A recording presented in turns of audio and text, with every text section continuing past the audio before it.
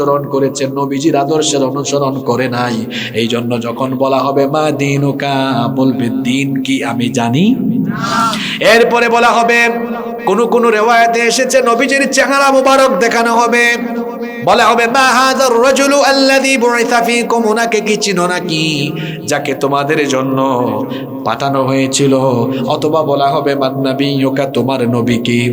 যারা সারা জীবন নবীর আদর্শের সাথে দুশমনি করেছে, নবীর ওয়ারিস আলেমদেরকে যারা জঙ্গিবাদী বানিয়েছে, আলেমদের উপরে যারা নীরব নির্যাতন করেছে, নবুয়তের আদর্শের বিরুদ্ধে যারা সারা জীবন কাজ করেছে, তারা বলবে নবী কি, নবীও আমি চিনি না।